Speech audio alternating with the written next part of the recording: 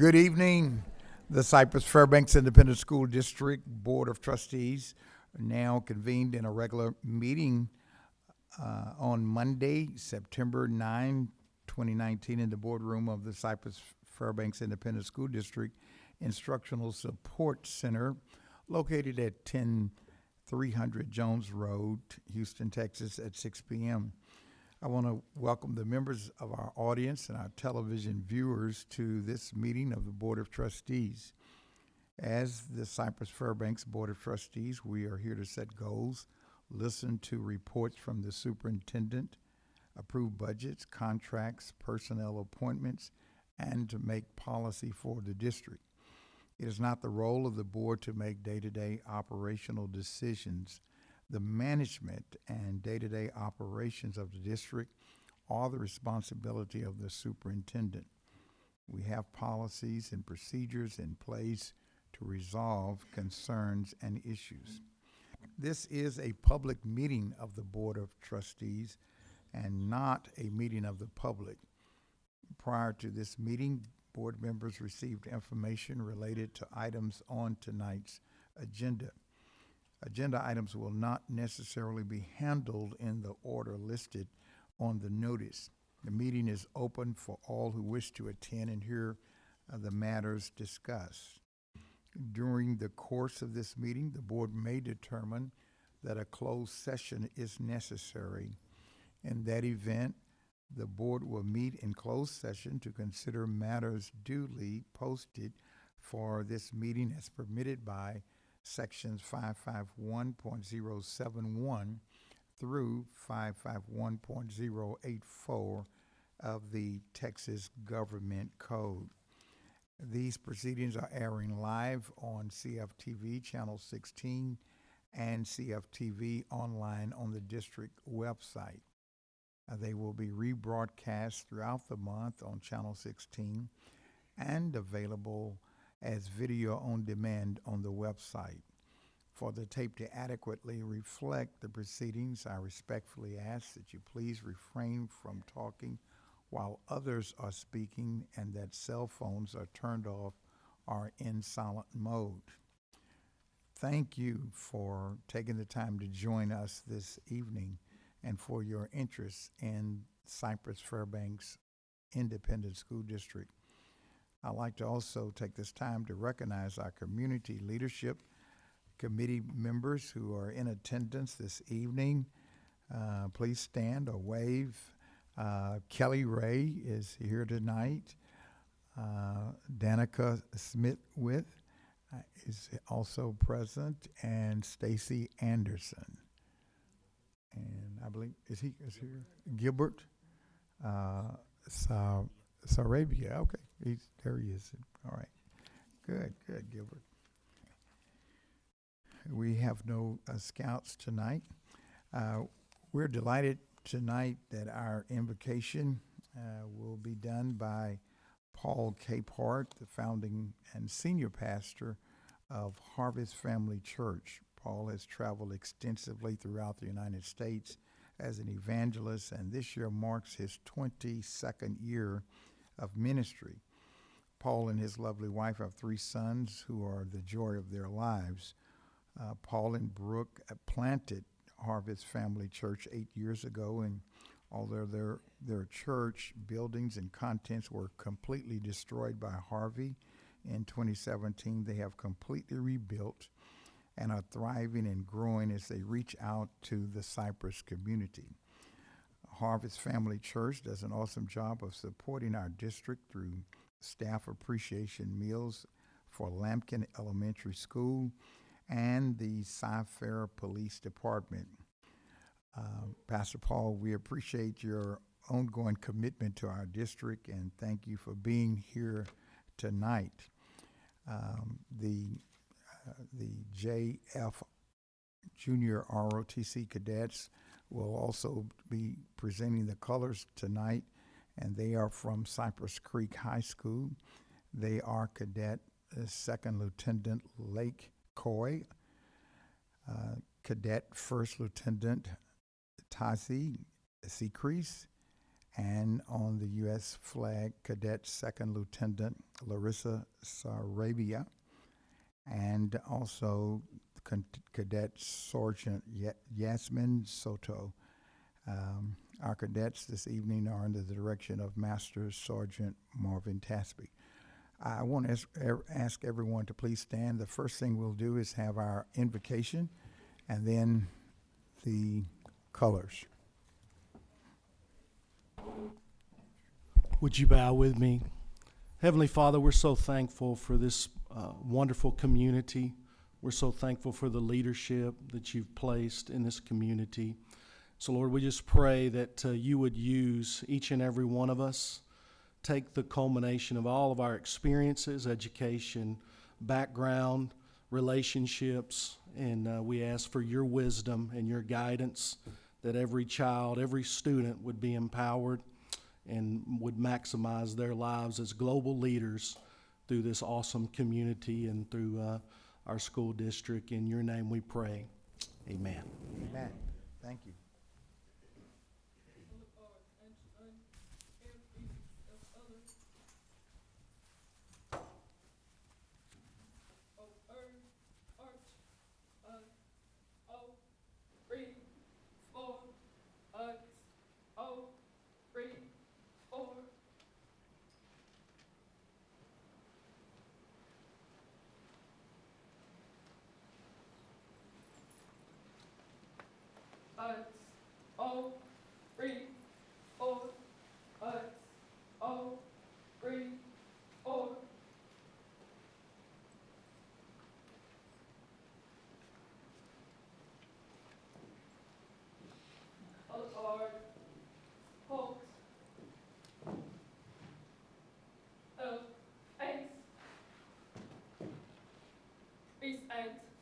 Colors.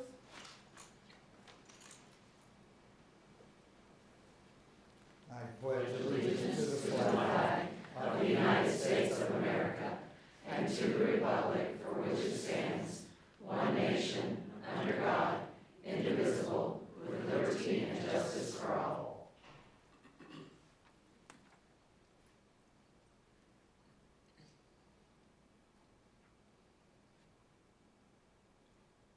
What are the colors? Oath.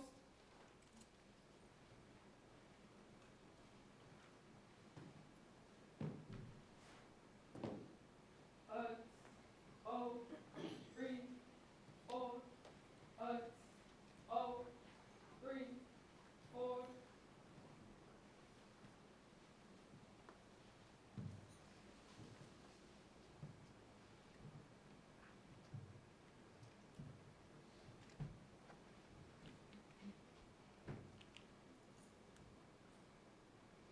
Oath.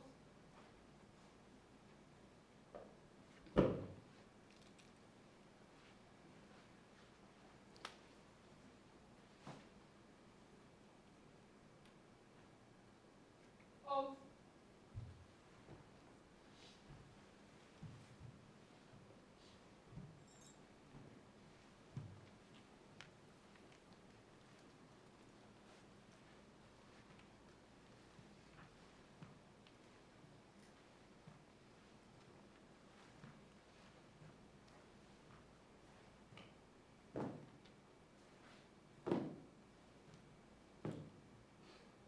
Height, face, O, arch,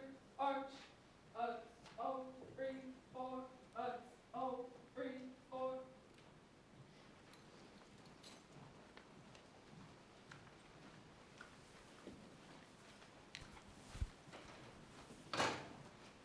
You may be seated.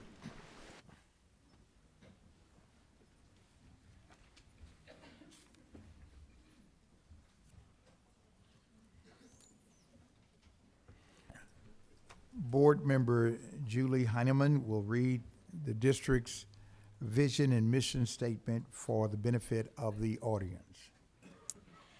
Our vision statement: learn, empower, achieve, dream, lead. Mission statement: Maximize every student's potential through rigorous and relevant learning experiences, preparing students to be 21st century global leaders. We'll now proceed with the recognitions portion of the agenda.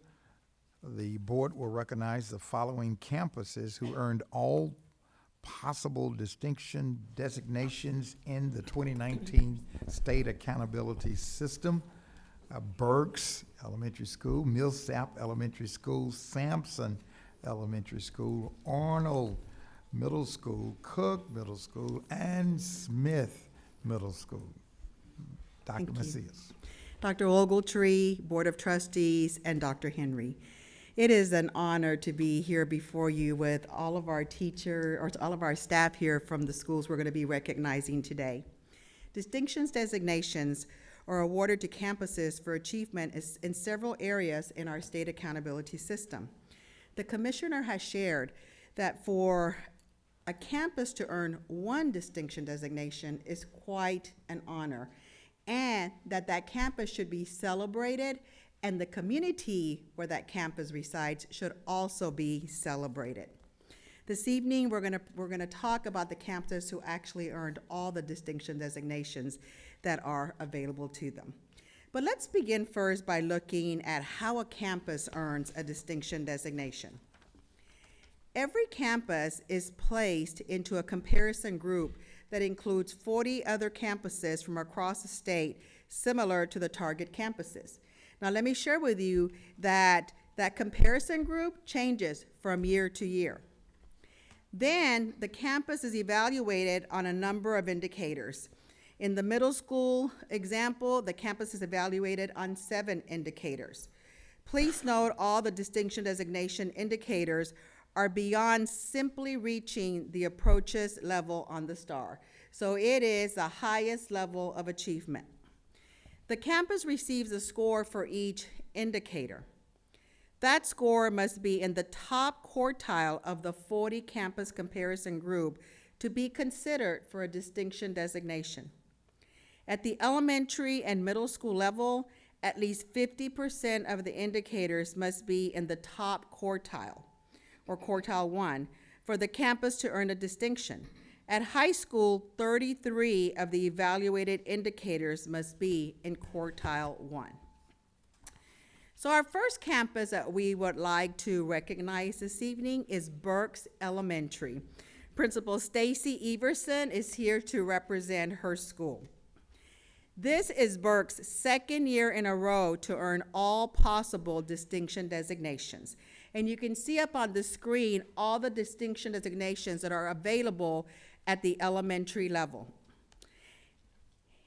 If the Burke's faculty and staff, will you please stand so that we can recognize you and honor you for this great work.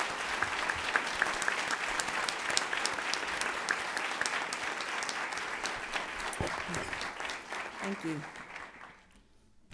Next is Millsap Elementary, and Principal Joy Dolphin is here representing her campus. This is Millsap's third time to earn all possible distinction designations. If you are a faculty or staff member of Millsap, please stand so that we can recognize you.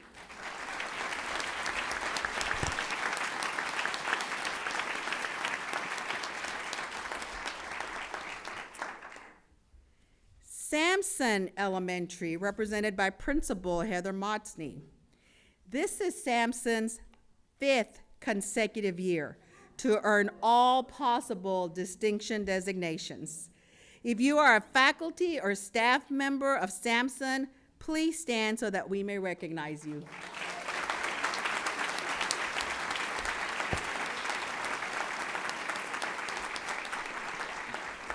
Thank you. At the middle school level, there are 7 distinction designations to be earned. First, let's recognize Arnold Middle School, represented by Principal Jody White. This is Arnold's 4th consecutive year to earn all distinction designations. So if you are a faculty or staff member of Arnold Middle School, please stand so we may recognize you.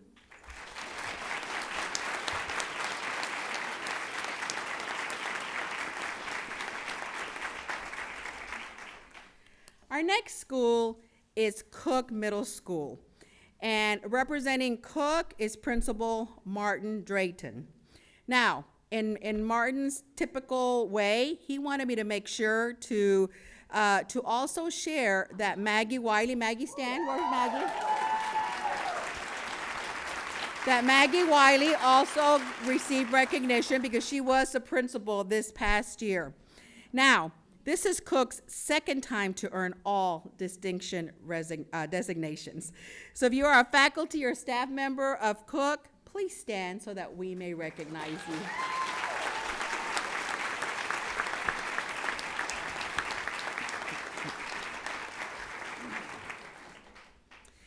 And finally, Smith Middle School, represented by Principal Becky Cope. This is Smith's first year to earn all distinction designations. If you are a faculty or staff member of Smith Middle School, please stand so that we may recognize you.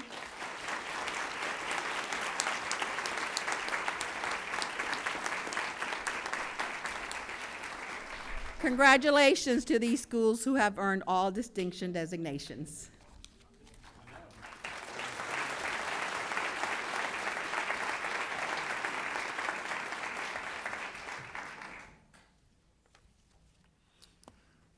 Congratulations, congratulations. That is outstanding. We'll now have the superintendent's remarks and announcements for honors and achievements earned by staff and students in recent weeks. Thank you, Dr. Ogletree, trustees. And Linda, I'm going to put you on the spot here. Although these 6 campuses earned every distinction possible, how many academic distinctions did we have district-wide? We earned 203 distinction designations. Okay.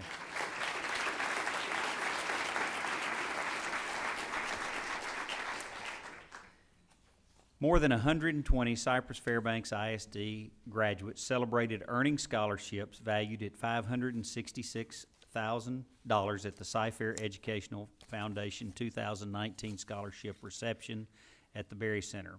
The Cy-Fair Educational Foundation, which has awarded more than $9 million in scholarships to more than 2,000 CFISD graduates since its 1970 inception, welcomed families of the 122 recipients to the annual event. The class of 2019 Cy-Fair Educational Foundation scholarships were comprised of 49 Schroeder scholarships for future Lone Star College Cy-Fair students and 73 endowed scholarships. And certainly we appreciate the great partnership that we have with the Cy-Fair Educational Foundation and their continued support of our students. 2 high schools announced Adopt-a-School partnerships in August. Cypress Falls High School entered an Adopt-a-School partnership with HCA Houston Healthcare North Cypress on August 19th. The union is special to Cypress Falls as it is the first adoption for the 27-year-old campus. A few days later, Bear Creek Baptist Church announced their partnership with Cypress Springs High School. CFISD Adopt-a-School program pairs schools with community and business partners to utilize resources of the community to strengthen and enrich the quality of education for students. And certainly we appreciate all the businesses that support our campuses throughout the district, but we're also extremely thankful for all of our hospitals and our faith-based organizations who continue to support the students and staff of Cy-Fair ISD. Thank you, Dr. Ogletree. Thank you, Dr. Henry. Thank you. We'll now proceed with the public comments portion, and I don't think we have anyone who signed up tonight. And we'll now move to the board comments portion of our. Okay. All right, we'll do that. We're going to take a 5-minute break so that we understand that there's another big happening tonight that people want to get home to. So we'll take a 5-minute break. Now reconvene. We did have a citizen to sign up for our comments, and we're going to have him to come now. Mr. English, would you come forward, please, sir? And you have 3 minutes when you begin your comments. The green light will come on when it's 30 seconds left. The yellow light will come on in when the red light comes on. We've gone to 2 minutes? Is that, 2 minutes then? Okay. And 30 seconds means you have, green light means, yellow light means 30 seconds. And when the red light comes on, just start concluding your remarks. Gotcha. All right, thank you. Yeah, 2 minutes. Good evening to the board, superintendent. Good evening, everyone. My name is Tevin English. I'm with the International Union of Painters and Allies Trade, District Council 88 here local in Houston. We represent Texas, Oklahoma, and New Mexico members that are a part of the construction industry. I'm here today to bring to the board's attention our desire to build a relationship and a partnership with the school district. Over the past year or so, we've been creating relationships and partnerships with different school districts in the area to introduce our apprenticeship program into the school boards, into the district's curriculum, as well as partner with CTE programs. So right now, we're starting we've been training folks to be a part of construction trades. So that's painters, glazers, drywall, floor finishers, trade show hosts. And we've been pitching this opportunity to the students and to the board members of different districts. And why that's important is because Houston is one of the fastest growing cities in construction, but Texas has the highest death rate in construction. California outnumbers us in terms of projects and actual constructing facilities, but we outnumber them in deaths. One construction worker dies every 3 days here in Texas. And that's a result of contractors not caring about their workers and contractors hiring subcontractors that don't enforce labor standards. And so while we're also trying to create a pipeline for students to come into our apprenticeship program, we're also trying to create the policy and the contracts with the city and as well as different school boards that are building and renovating facilities on bond money. We're also trying to create the policy and the language that guarantees that those workers and those students have a place to work when they are certified and that they're safe and good paying jobs. Thank you. Thank you, thank you. All right, we'll now move to the board comments portion of the agenda. And seeing that we have no board member, I'm sorry, I'm not trying to rush this meeting. Go ahead, go ahead, Debbie. So sorry about that, Dr. O. But I just wanted to congratulate all of our school personnel and district personnel on such a great and start to the school year. It seemed to have gone very smoothly. And I want to give a special kudos to our transportation department, to Bill Powell and Kane Smith on how smoothly all of that worked. I know there's always some issues, but they just were worked out, and all of our students have been transported safely to school and from school. And with that, I have to give a special shout out to our school bus drivers. Having participated in the Bus Buddy program once again this year, I'm so happy that the school district implemented this program, because it's for those of us who have served as Bus Buddy, it's very eye-opening, and you serve a purpose on the bus when you have two students asleep and you need to wake them up to get off at the right bus stop because they're so tired from their first day at school. But it also gives you appreciation for the great job our bus drivers do in transporting our students, and it also makes you aware of theirs is not an easy job, because having a busload of kids who are excited it's the end of the day, and especially that first week of school, and very active, and the bus driver trying to keep them in their seats and keep them safe and make sure that everyone gets off at the right stop. They're to be complimented, and I compliment the transportation department for the great job and the training. Thank you. All right, thank you. Tom? Ditto.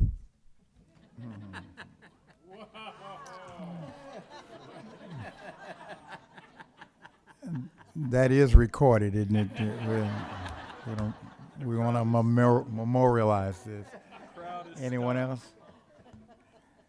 All right. We'll now go to the report section of our agenda. We have no other people signed up. We'll go to our reports. 5B, the administration will provide an oral report on the 2019 STAR 3 through 8 end of course state accountability ratings. Dr. Claiborne. Dr. Ogletree, I'm gonna begin with the report. Good evening again. Tonight we will present the board and the viewing audience with an overview of the 2019 STAR accountability results. I would like to take a moment to thank our campus leaders, their teachers, their staff, and the curriculum team for their relentless work in supporting all of our students. To give you an example of the type of leadership that we have here in our district, as soon as we release the accountability information to our principals, one of them immediately began calling us, asking questions about her meets and masters, because she was not content with her meets and masters. This principal is at a school that's in the 90s, an A, and actually was here this evening because also earned all distinction designations. So just a little example of the quality and determination and dedication of our campuses. An area that as a district we have been focusing on has been writing. As you know, for the last couple of years, we have decreased in our writing scores. And I'm happy to report that together with the principals and the curriculum team, we developed a writing plan that the principals made sure was implemented, and you will see an increase in writing scores for this past accountability system. So I'd like to now turn it over to Dr. Claiborne, who will continue with the report. The first set of data we have for you tonight reflects 2019 STAR reading performance for students in grades 3 through 8. You will see data for the following student groups: all Hispanic, African American, white, and economically disadvantaged. Cy-Fair data are represented by the red bar, and the data for the state of Texas are represented by the gray bar. As you can see, Cy-Fair students outperform the state in grades 3 through 8 reading. Math scores in grades 3 through 8 were also higher than the state.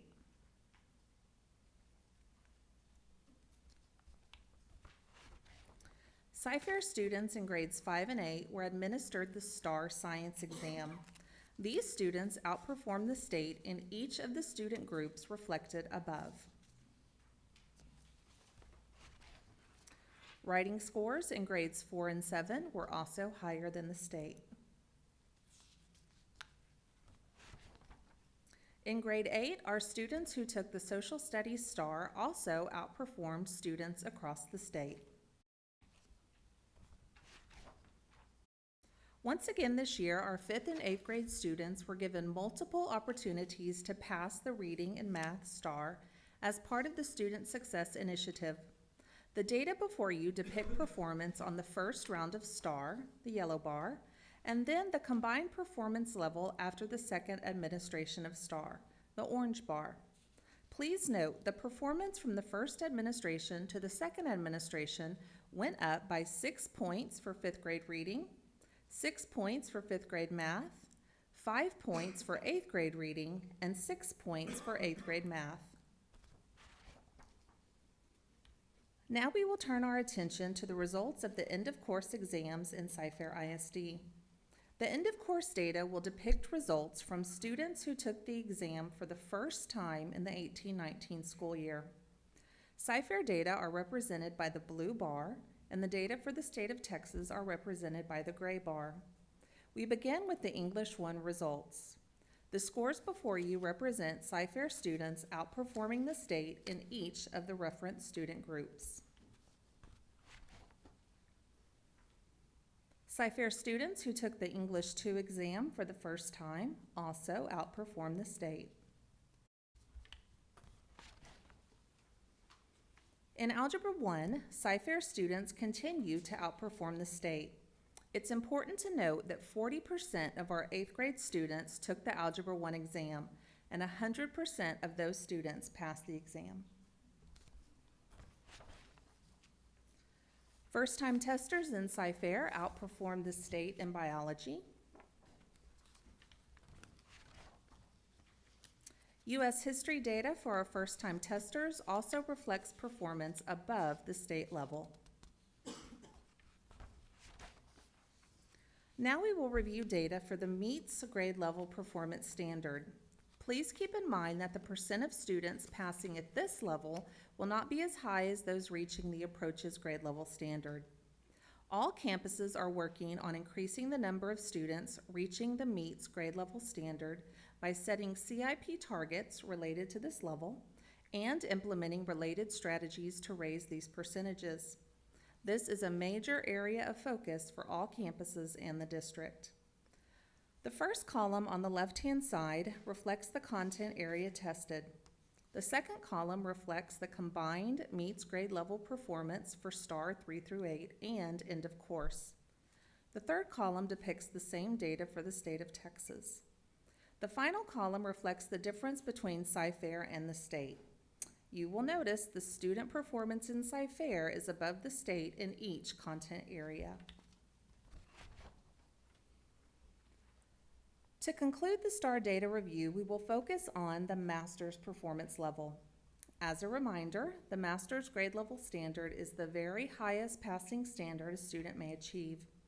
Just as with the MEETS grade level standard, the percentage of students passing at this level will not be as high as those reaching the approaches grade level standard.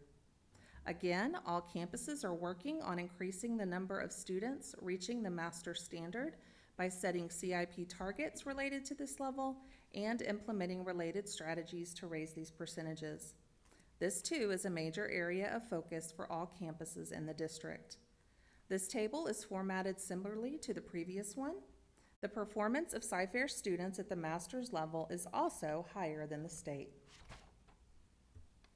Now let's take a quick look at the district rating, the district accountability rating for 2018-19. But let's start with what the rating was in 2017-18, the year before. You may recall that the district earned an 89.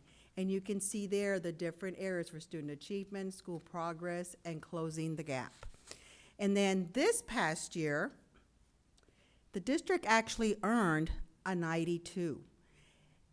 You can see the areas of growth there in student achievement, school progress, and closing the gap. Raising this by 3 points is quite commendable for our campuses. Please make no mistake, we all know that we still have work to do, but certainly raising it to 3 points is commendable. Now, this is what we earned. This is actually what was assigned as our district rating, an 89. You may recall in the past that we've shared, if we have any campuses who earn a D or an F, then the district is not able to earn the A, the 90 or the above. So we're working on this, but I'm very proud of our campuses for that 92 that they earned. The data now displayed depicts the district's performance as compared to the 4 other largest districts in Texas. The first column depicts the district's name. The second column, the total number of students enrolled in the district, followed by the percent of economically disadvantaged students. Then you'll see the 2019 District Accountability Rating, followed by the number and percent of campuses at each letter grade. Please note, out of these districts, Cyfair was the only district assigned an 89 rating. This table depicts the performance of Cyfair versus surrounding districts. Once again, out of these districts, Cyfair was the only district assigned an 89 rating. As part of the state accountability system, our campuses are able to earn distinction designations in the following areas: academic achievement in reading, English language arts, math, science, and social studies, top 25% in comparative academic growth, top 25% in comparative closing the gaps, and post-secondary readiness. Each campus is assigned to a unique comparison group of 40 schools from anywhere in the state that closely match the target school. Distinctions are then awarded based on performance that is in the top quartile of the comparison group. Campuses earning one or more of these distinction designations met rigorous criteria to earn the highest level of recognition in the state accountability system. The board and community members may access accountability data by navigating to a campus webpage, clicking on About Us, and then clicking on School Ratings.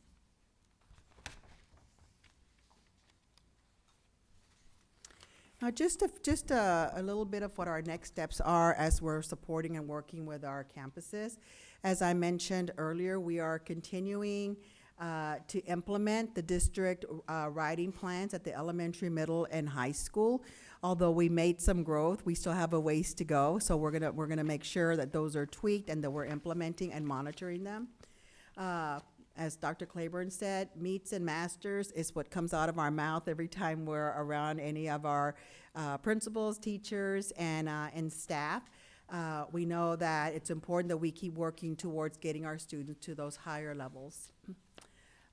We will continue to work with our campuses as well as we continue towards earning at least one distinction designation for all of our campuses. About 75% of our campuses have earned one or more distinction, but we're in the process of asking or helping with some plans for how they're gonna earn at least one. And then finally, we have shared with you about our monitored process. That's our intensive support for any of our campuses who are not right at the district, we're not meeting the district standards, not so much the state standards, but the district standards. And for this year, we've added another category to our monitored school process, and those are any campuses who have earned in the 70s for 2 consecutive years. At this time, if you have any questions, we would be happy to answer. All right, any questions, Julie?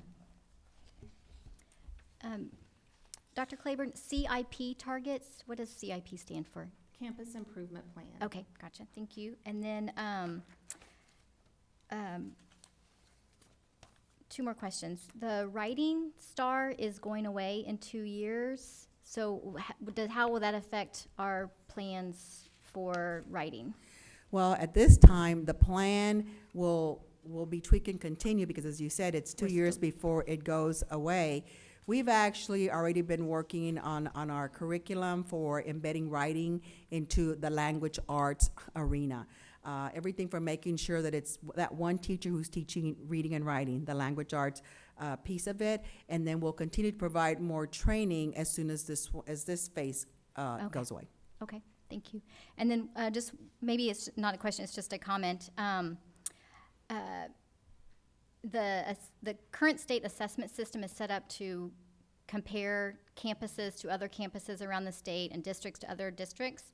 Just personally, I find that very distasteful. I really don't care how other districts are doing and other campuses are doing. It's mostly how our schools are doing. So while I am so proud that we are doing better than others in the state, it's really about our students on our campuses that we are focused on. And I think that doesn't come through in this, but when we talked about our board monitoring system and what we're focusing on, our goals, that's where I feel like it's most important that we focus our efforts. So, thank you. Anyone else?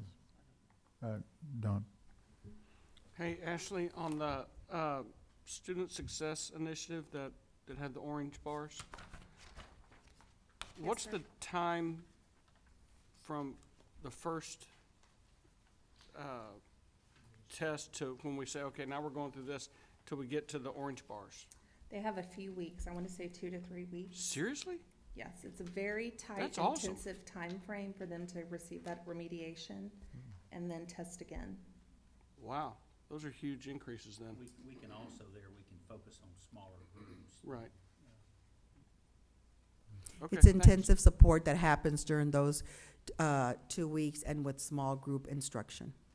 That's very impressive. Thank you. Anyone? Tom? You mentioned that 40% of our students in 8th grade take algebra, and they take the end-of-course exam for algebra, and they had a 100% pass rate. Did I hear that correctly? Yes, sir. In the past, when we've looked at the data, our our 9th graders taking algebra still outperform the state average. With the aggregation that we have, did that still happen? Or did that not happen this time? Are we close? The state had about 24% of 8th graders taking the exam, and I can guarantee they didn't have 100% passing. Right, but what I'm talking about is for those 9th graders taking the exam, in the past, our 9th graders reduced significantly, still outperform the state average, which is in fact a mathematical anomaly that typically doesn't happen. Are we still seeing that? Are we still tracking? For our 9th graders, I did not bring the data specifically for the 9th grade, but we can provide that information to you. The slide that we have today has the 8th and 9th combined. Right. Right, but we can provide you with the data, the difference, with just Thank the you. 9th graders. Yes, sir. And I would say I differ a little from my colleague in that I view the test as still being flawed, but the only way that, for myself, that I can determine the progress we're making is when we compare ourselves taking the flawed test to others. The law of large numbers says you can, in fact, make that mathematical comparison, even if the test itself is flawed. And Commissioner Williams set up the program using the cohorts and awarding distinctions.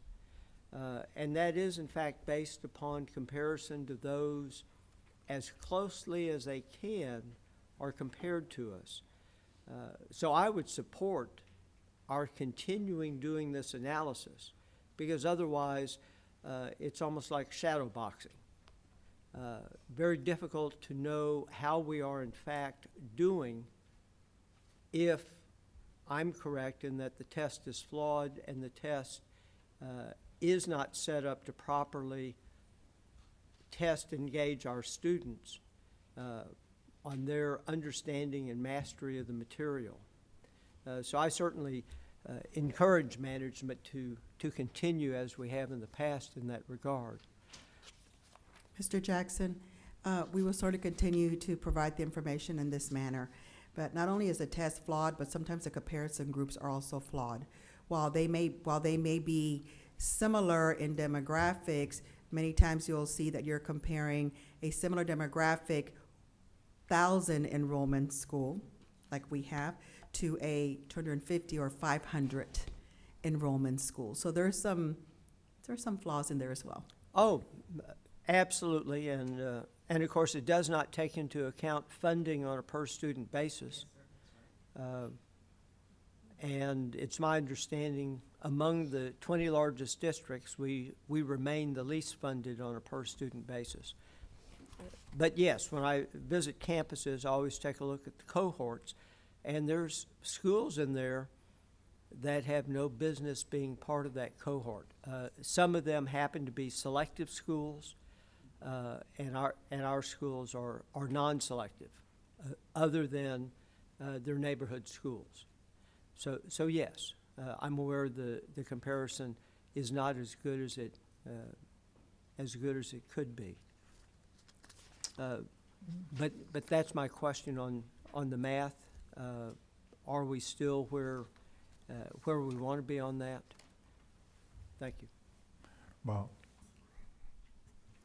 Well, of course, you know my soapbox is on the reading, which, again, re-irritates me. So just the fact that they are testing our kids 2 to 3 levels above the grades that they're actually in is just ridiculous as far as I'm concerned. Okay, but I'll get to that in a minute. Whenever we're showing, like what we're showing right now, which is 2019 scores, it's very difficult for us to compare to 2018 and 2017 because the STAR test has not remained the same, but has supposedly become more rigorous. Isn't that correct? The cut points for the passing scores have not changed from last year or from 18 to 19. At one point, they were becoming more rigorous, the number you needed in order to pass, but that has leveled out. So if we compare ourselves to the 2018 scores, do we feel like that we have made the advancement that we were hoping to? Yes, sir, we are seeing that we are making progress. Yes, sir. I would like to see that comparison Okay. whenever we get a chance, Okay. okay? And again, personally, I have a connection with someone who got his reading scores back and said that he was only approaching his reading scores. And last year when he tested, he was almost perfect on his reading scores. But then when you looked at his Lexile scores, he was reading on a 9th grade level. And it's very difficult for me to understand how that can even be considered, that it is anywhere near being something that we can look at and call something we can rely on. So I find this very sad. I'm very glad that we supposedly have instructed the Commissioner of Education to establish a committee. Again, Linda, sorry, but you're been suggested to be on it. So Yes, sir. I just can't believe that we have allowed, and I can't believe the legislature have allowed this test to become something that it is not. And again, I'm very curious as to whenever we're taking that second test, trying to bring them up, how many of those kids did not really have to take it if they were being tested on their actual level? I find that's a question. I'm not asking for an answer. I'm just saying. And I hope that the general public listens to this, and I think it takes people out there to go back to our legislators and to the State Board of Education and tell them they're not satisfied with this STAR test, and we need to take a look at it. Okay, soapbox over. Mr. Covey, last year, with the previous scores, Dr. Claiborne's office actually pulled a report for me to show the number of kids impacted by this, and it was in the thousands. It was in the thousands of kids that had Lexile levels above their current grade level, but were not being rated above approaches or didn't even meet approaches. All right, Debbie. Bob, to add to your comment, I find it concerning that while I like the progress I see in that 2 weeks difference that we were talking about, Dawn, it concerns me that we're taking away students from regular instruction time to spend the time so they can. Absolutely. All right. Yes. A comment that I left out. These scores are absolutely magnificent. Mark, you and your senior management team, but principally the campus leadership and the staff at the campuses. Once again, this district performs at the highest levels. You take a look at the districts that look like us, and the performance is simply superb. As the commissioner has noted, Cy-Fair is doing something that other districts simply are not doing. And so I wanted to make certain that the board understands that y'all are doing something very special here. And even though we ask a number of detailed questions, sometimes we forget to say, hey, thanks, job well done. Thank you. On behalf of our campuses, thank you. You're welcome.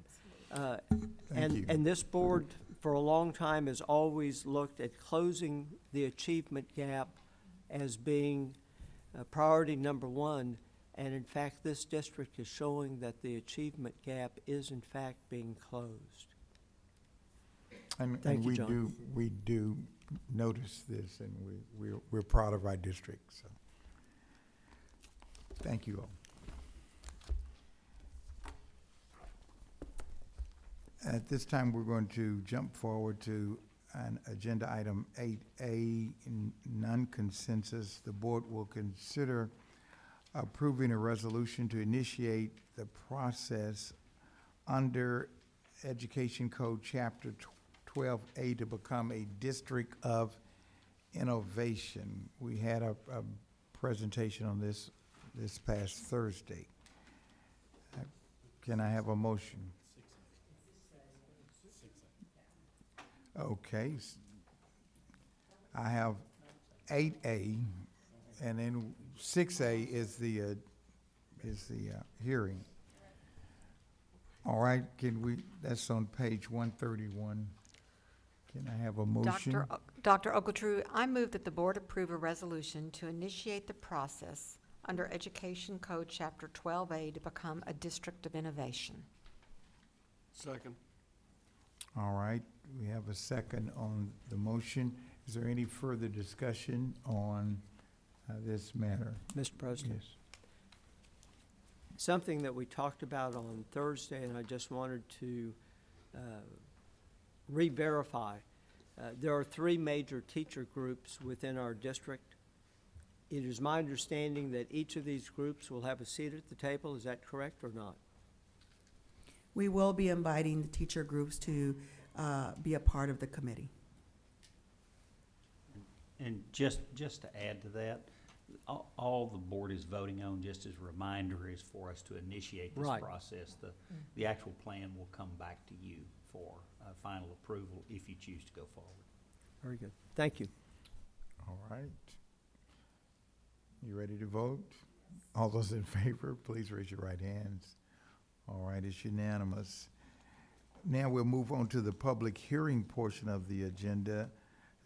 6A, the board will hold a public hearing to consider whether the district should develop a local innovation plan for the designation of the district as a district of innovation.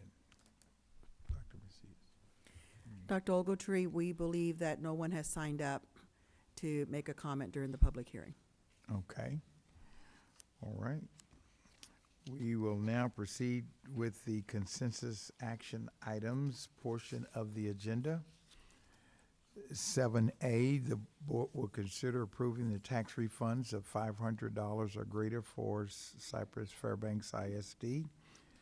7B, the board will consider approving the minutes of the August 8th, 2019 Committee of the Whole meeting. 7C, the board will consider approving the minutes of the August 12th, 2019 meeting, regular board meeting. The following non-consensus action items were moved to the consensus agenda during our board work session this past Thursday. 8E, the board will consider approving the 2019 certified tax rolls and the estimated collection rate for 2019 to be 100% and the 2018 excess debt collections rate to be 0.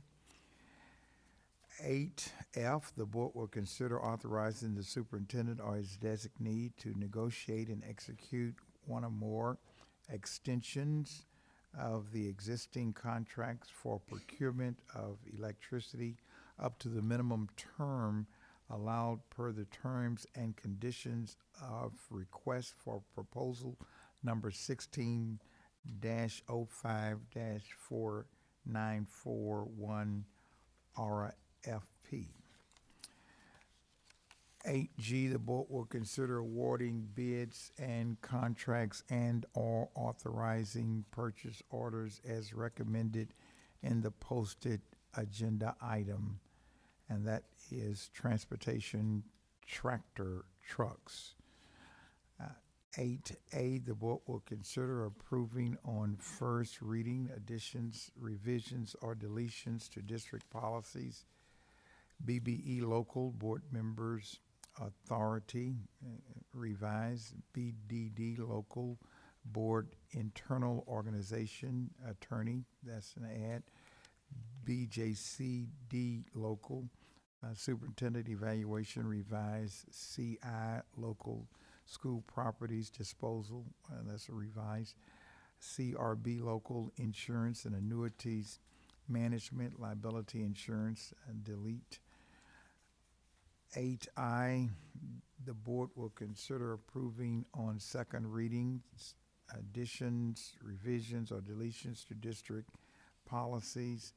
CO Local Food and Nutrition Management, revised COA Local Food and Nutrition Management Procurement. This is an add. COB Local Food and Nutrition Management Free and Reduced Price Meals. This is an add. DCB Local Employment Practices Term Contracts. DH Local Employee Standards of Conduct.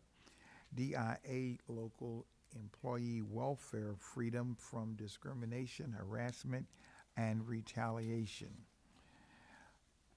Item 8J, the board will consider approving on dual reading additions, revisions, or deletions to district policies, BED local board meetings, public participation. This is a revised.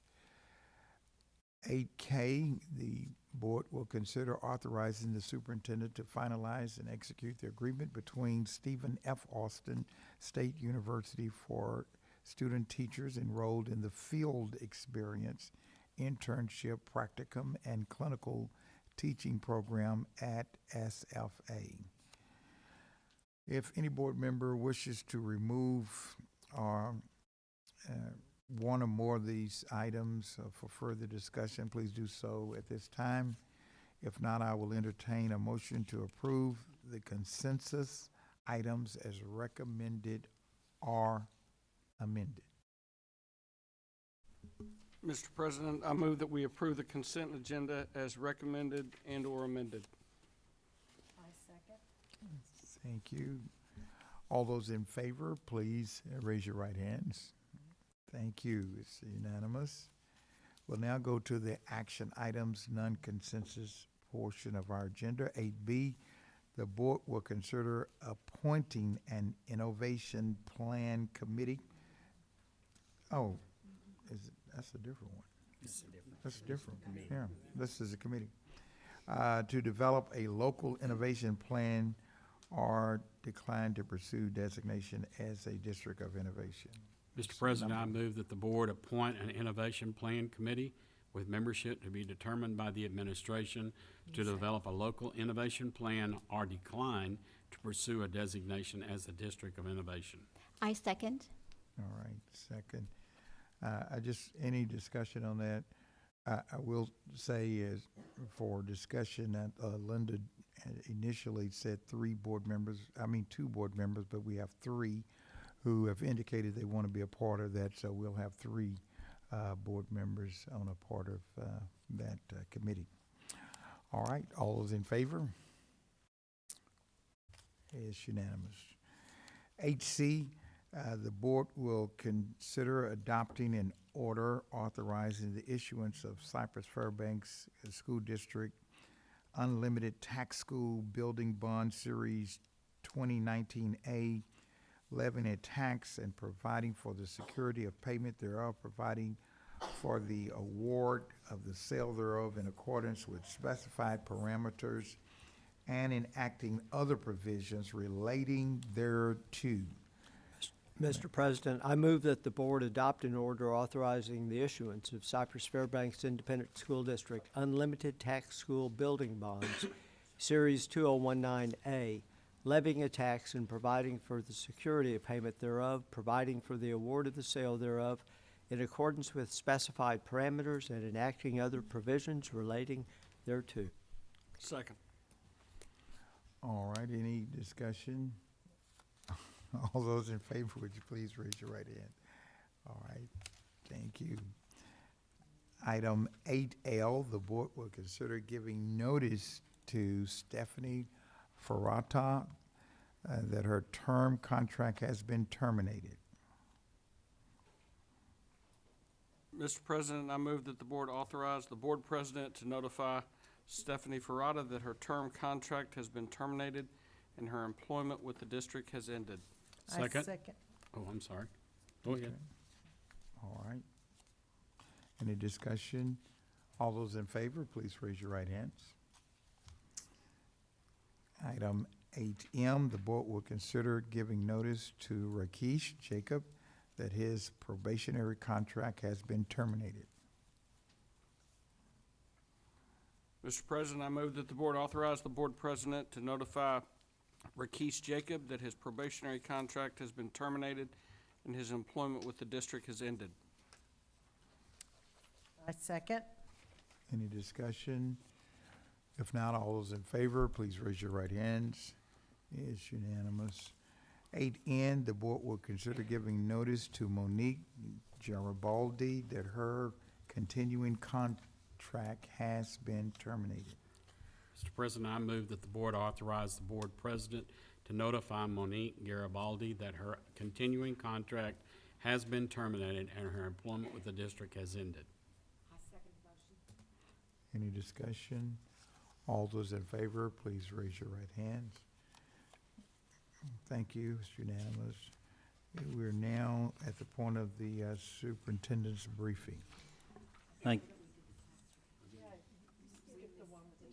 Did we miss one? 8D? Where is 8D? That's a big one. Oh, yeah, we've got to do that.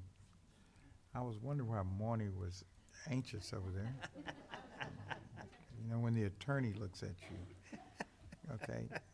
8D, the board will consider the 2019 tax rate resolution to support the 2019-2020 maintenance and operations and debt service budgets by setting the 2019 M&O and interest and sinking tax rates. Mr. President, I move that the board adopt the 2019 tax rate resolution to support the 2019-20 and 20 maintenance and operations and debt service budgets by setting the 2019 M&O and interest and sinking tax rates at respectively 97 cents and 40 cents for a total tax rate of $1.37. I second the motion. Any discussion? Mr. President, Karen, did you have an opportunity to pull the numbers? Yes, sir. Just to go over the question that you had asked, you had also asked how much we lose because of the optional homestead exemption and our optional exemptions, and it is almost $79 million. And then in addition to that, we have a Freeport exemption and a foreign trade zone. And so if you add those two in, combined with the 79 million, it's $115 million. So the two corporate ones by themselves? It is how much? 36.3 million. 36 billion. Thank you. And we would like our audience to know that this tax rate is 7 cents lower than the previous tax rate.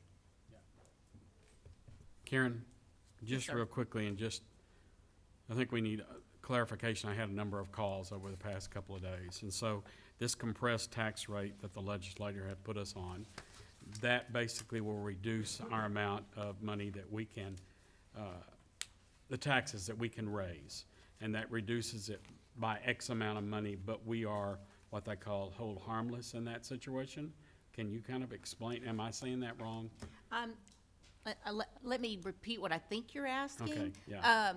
First of all, our tax rate was compressed from $1 down to 97 cents. Right. And so the state is holding us harmless on the amount that we would be losing because our tax revenues are less. Because when we go down to $1.37 from $1.44, our tax revenues go down.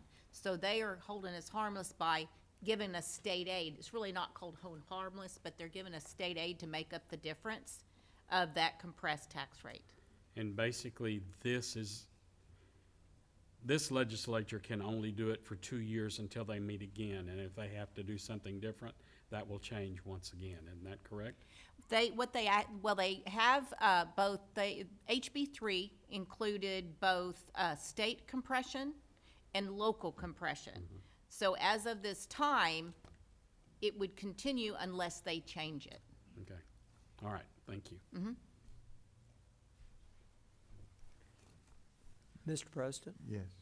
Karen, following up on Bob's question, certainly the compression rates stay there, but not necessarily the ability of the state to continue enhanced aid to school districts, because that's only good for 2 years. So the rate is good until changed, but the amount of money from the state, there's not a guarantee that in 2 years that they will continue with the unspoken promise. Is that correct? You are correct.